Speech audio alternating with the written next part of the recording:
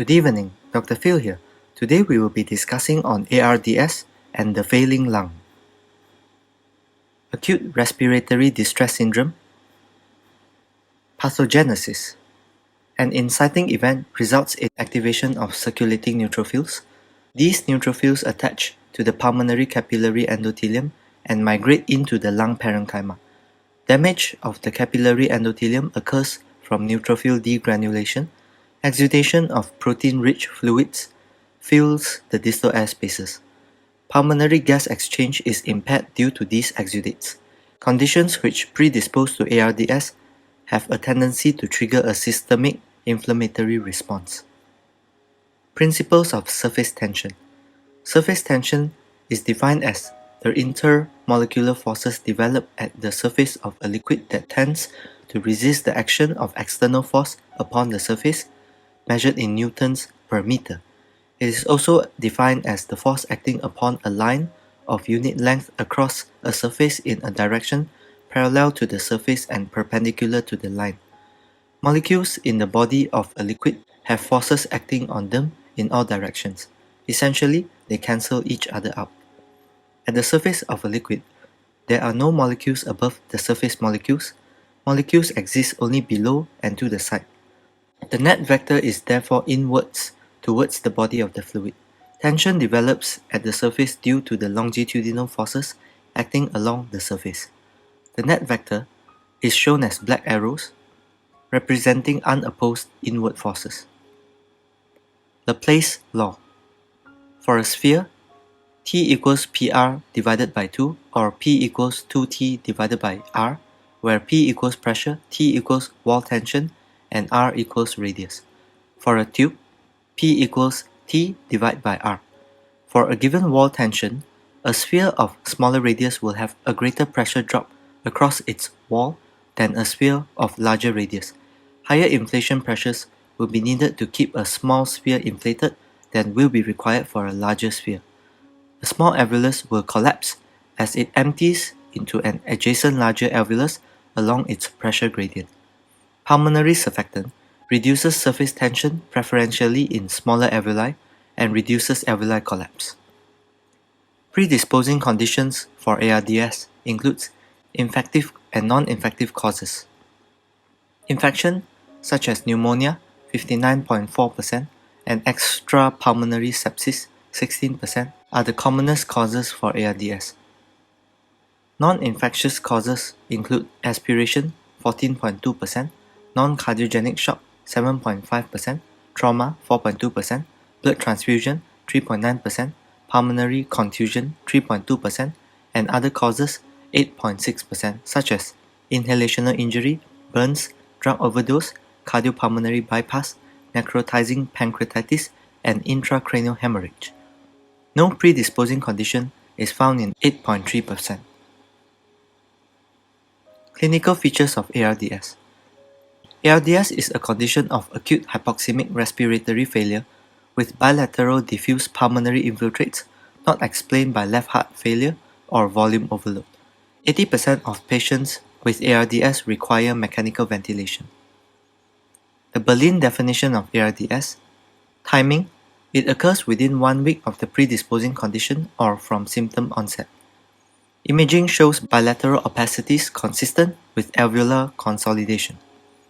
On chest X-ray, the infiltrate has a fine granular ground glass appearance and it is evenly distributed throughout both lungs. There is a lack of pleural effusion, unlike in cardiogenic pulmonary edema. On the CT scan, lung infiltration in ARDS is confined to dependent lung regions. The uninvolved anterior portion of the lung is the region that receives the inflation volumes from the ventilator, the functional lung volume. Origin of pulmonary edema in ARDS is not due to left heart failure or fluid overload. There is oxygenation failure in ARDS. Mild ARDS has a PaO2 to FiO2 ratio of 201 to 300 mmHg with a mortality of 27%. Moderate ARDS has a PaO2 to FiO2 ratio of 101 to 200 mmHg and a mortality of 32%. Severe ARDS has a PF ratio of less than 100 mmHg and a mortality of 45%. PF ratio is measured with PEEP or CPAP of 5 or more cmH2O.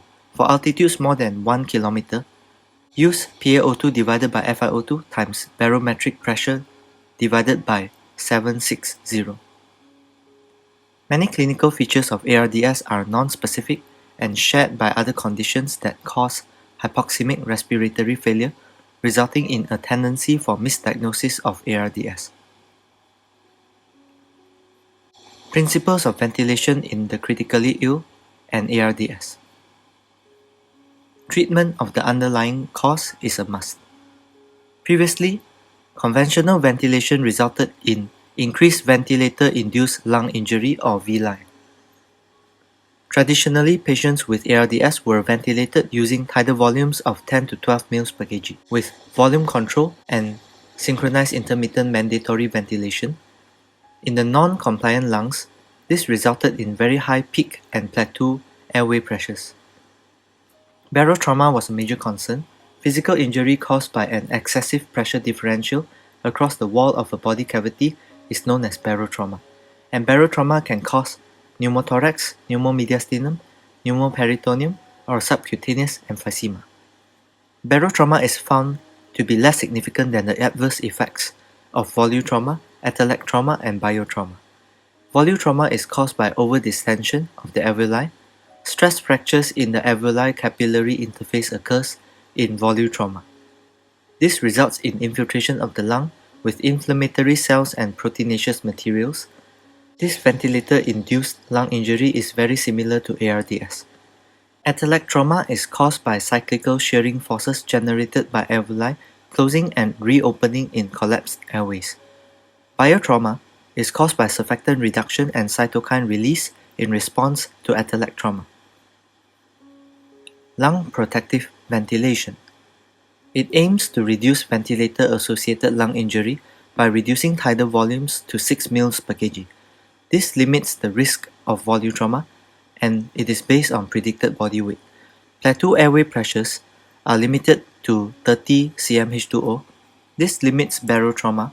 P plateau of more than 30 cmH2O can result in alveolar rupture. Plateau pressure is obtained by occluding the expiratory tubing at the end of inspiration. The tidal volume is held in the lungs. Airway pressure drops to a steady plateau level. This pressure equals the pressure in the alveoli produced by lung inflation, since there is no airflow. Plateau pressure reflects the alveolar stress produced by positive pressure lung inflation. Consequences of lung protective ventilation. Minute ventilation may be insufficient for removal of carbon dioxide adequately, and this is addressed by permissive hypercapnia. Low tidal volumes will predispose to closure of alveoli and gas trapping. This is addressed by adding PEEP to recruit alveoli, and PEEP limits the risk of atelectrauma. Protocol for lung protective ventilation. First stage, calculate predicted body weight in kilograms. Males PBW equals 2.3 times height in inches minus 60 plus 50, or 0.91 times height in centimeters minus 152.4 plus 50. For females, predicted body weight, the formula is 45.5 plus 2.3 times height in inches minus 60, or 0.91 times height in centimeters minus 152.4 plus 45.5. Set initial tidal volume at 8 mL per kg PBW. Set PEEP at 5 cm H2O. Set the lowest FiO2 that achieves SpO2 of 88 to 95%. Reduce tidal volume by 1 mL per kg every 2 hours until the tidal volume is 6 mL per kg. Second stage. Measure end inspiratory plateau pressure when the tidal volume is at 6 mL per kg. If P plateau is more than 30 cmH2O, decrease the tidal volume in 1 mL per kg increments until P plateau is less than 30 cmH2O or tidal volume equals 4 mL per kg. Stage 3. Monitor AVG for respiratory acidosis. If pH equals 7.15 to 7.30, increase respiratory rate until pH is more than 7.30 or respirate is 35 breaths per minute. If pH is less than 7.15, increase respiratory rate to 35 breaths per minute.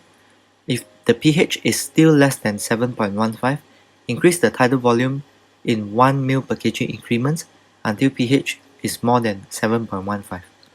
Optimal goals: tidal volume of 6 ml per kg, plateau pressure of 30 cmH2O or less, SpO2 of 88 to 95%, and pH of 7.30 to 7.45. Impact on survival. Lung protective ventilation improves survival rates in ARDS in some studies, the principal factor being whether P plateau can be kept below 30 cmH2O.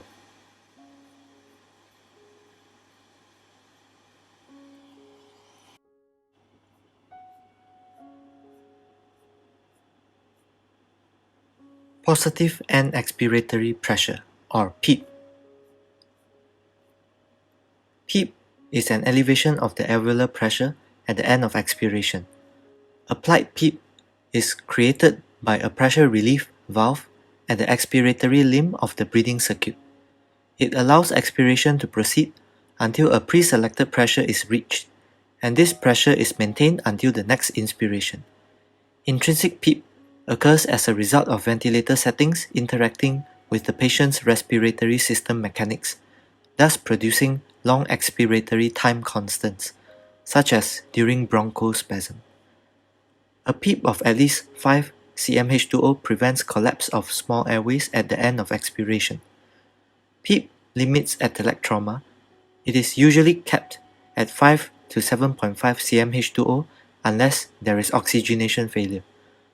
It does not appear that outcomes are influenced by the use of high 13 cmH2O rather than low PEEP 8 cmH2O. Incremental increases in PEEP can improve arterial oxygenation when FiO2 is more than 60%.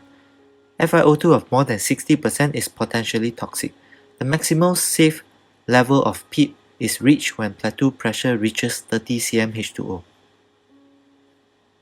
PEEP should ideally be done with reference to the static pressure volume curve. The upper inflection point represents probable encroachment on total lung capacity. The inspiratory pressure should be below this point to avoid overexpansion. At the lower inflection point, small airways and alveoli open, and this is also known as the closing volume. The inspiratory pressure should be just above this point to avoid alveolar de-recruitment. Inflection points are often difficult to identify on the pressure volume curves produced by modern ventilators in day-to-day practice. To reduce the peak airway pressure for a given mean airway pressure and to minimize intrinsic PEEP, the pressure-controlled ventilation should proceed on the steep, linear part of the curve midway between the two inflection points. There is a caveat to this. PEEP that is appropriate for one lung region might be suboptimal in another region and yet excessive in another region. This is due to the heterogeneous nature of parenchymal lung injury. Optimizing PEEP is thus a balance between recruiting the recruitable alveoli in diseased regions without over-distending already recruited alveoli in healthier regions. Advantages of PEEP. It prevents alveolar collapse at the end of expiration. It improves oxygenation and ventilation perfusion matching, as collapsed alveoli can't participate in gas exchange. PEEP limits atelectrauma. Patent alveoli have less risk of injury from shear stress of repeated opening and closing. PEEP improves compliance by preventing surfactant breakdown in collapsing alveoli, and PEEP can be used in alveolar recruitment maneuvers. Disadvantages of PEEP. PEEP causes increases in end inspiratory alveolar pressure and mean airway pressure. PEEP should not be increased beyond plateau pressure of more than 30 cmH2O to avoid ventilator-induced lung injury. PEEP can cause decrease in cardiac output.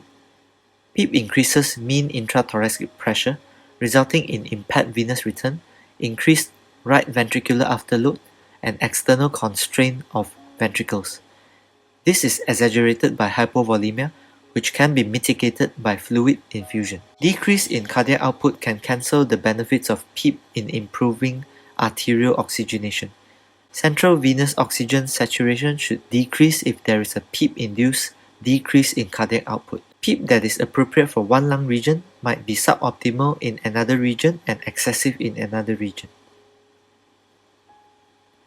Permissive hypercapnia.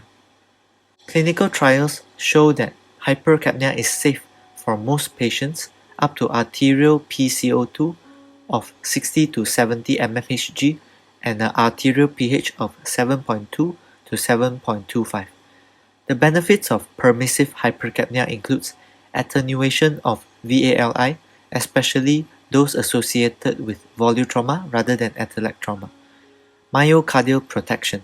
Although PaCO2 of more than 75 mmHg depresses myocardial contractility, cardiac output can still increase as systemic vascular resistance is decreased by hypercapnia, resulting in reduced myocardial workload. Attenuation of reperfusion brain injury occurs in permissive hypercapnia. Permissive hypercapnia also delays hepatocyte cell death and has anti-inflammatory effects. There is a reduction in lung neutrophil recruitment. There is a reduction in free radical production and oxidant tissue injuries from neutrophils. There is an attenuation of tissue damage from xanthine oxidase, a potent source of free radicals in the lung. These anti-inflammatory effects of permissive hypercapnia may limit the ability of the host to defend against pathogens.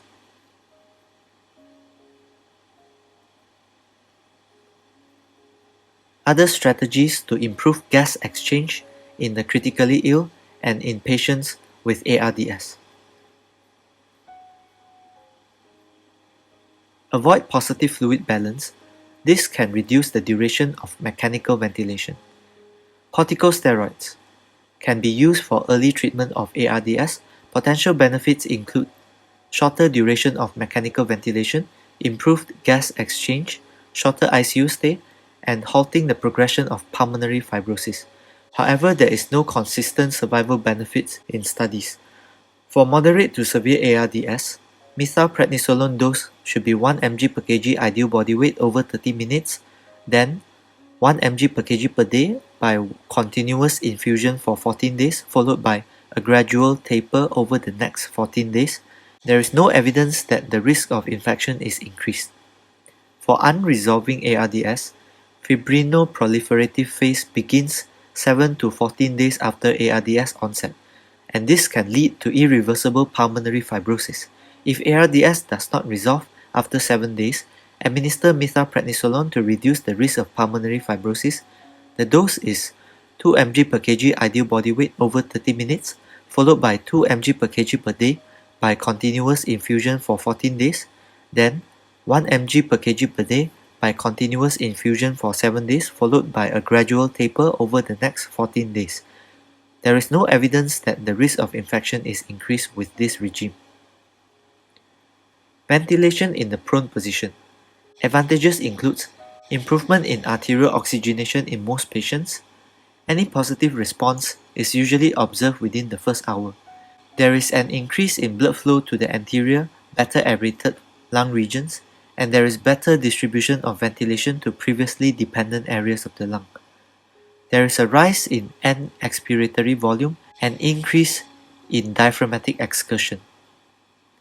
Ventilation in the prone position also reduces ventilator-induced lung injury as the lung inflation is more homogeneous.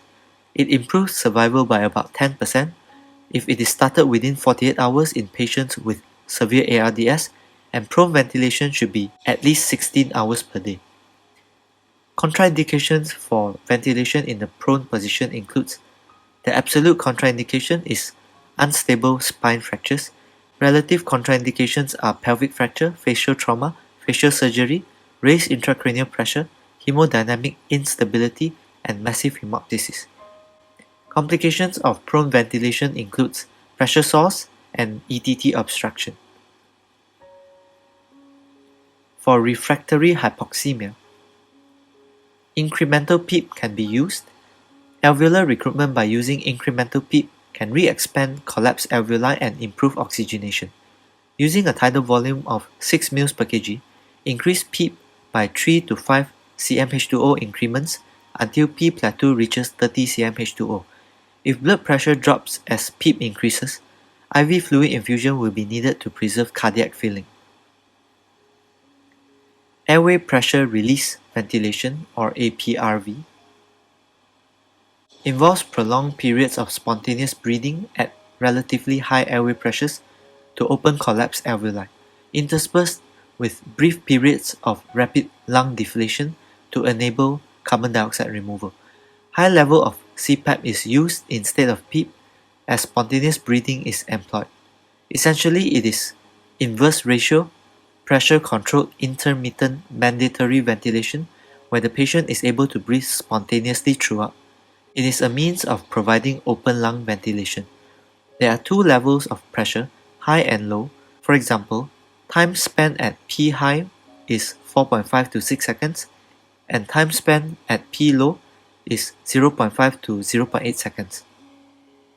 The time for airway pressure release is usually set at around 1 time constant, where time constant is the time that it takes to empty 63% of the lung volume. This short release time results in a degree of auto-PEEP which further reduces alveolar collapse, as complete emptying requires 4 time constants. Advantages of APRV: recruitment of alveoli, it allows spontaneous breathing, and there is improvement in oxygenation gradually over 24 hours. Disadvantages includes increased transpulmonary pressure, increased work of breathing, risk of dynamic hyperinflation, no defined standard settings, time constants vary according to the degree of ARDS. There is no survival benefit documented in studies. High-frequency oscillatory ventilation, or HFOV, delivers small tidal volumes of 1 to 2 ml per kg using rapid pressure oscillations. Small tidal volumes reduces the risk of volutrauma. Rapid pressure oscillations prevent small airway collapse by creating a constant mean airway pressure, thus preventing atelectrauma. High-frequency jet ventilation provides oscillations of 60 to 300 per minute, and HFOV oscillations of 300 to 1800 per minute. Advantages of HFOV includes improvement in oxygenation, prevention of alveolar collapse, minimal peak inspiratory pressures, and it is used in treatment of ARDS, differential lung ventilation, and bronchopleural fistulae. Disadvantages includes there are studies that show a higher mortality in the group receiving high-frequency oscillatory ventilation, such as in the Oscillate trial, and the Oscar trial in 2013 demonstrated no survival benefit for patients receiving HFOV. Extracorporeal membrane oxygenation is a mode of respiratory support where venous blood is pumped through a membrane oxygenator and returned to the venous system in veno-venous ECMO or the arterial system in veno-arterial ECMO. A membrane oxygenator serves as an adjunct for mechanical ventilation. Ventilation of the lungs is achieved at lower airway pressures, and this reduces the risk of ventilator-induced lung injury. The efficacy of ECMO has not been established in studies. Inverse ratio ventilation involves changing the IE ratio from 1 to 2 to 2 to 1 or even 3 to 1. This increases the inspiratory time to allow ventilation of lung units with prolonged time constants. This may be a way of increasing PEEP. Failed or experimental therapies for ARDS includes nebulized prostacyclin PGI-2, artificial recombinant protein C-based surfactant, partial liquid ventilation with perfluorocarbons which preferentially fill and recruit dependent atelectatic areas of the lung, interventional lung assist membrane ventilator devices such as NovaLung, intratracheal surfactant, inhaled nitric oxide. Inhaled nitric oxide is delivered to better recruited alveoli, and it dilates the associated pulmonary vessels and reduces shunt fraction. Nitric oxide improves oxygenation, however no study as of yet demonstrates that nitric oxide use improves outcomes.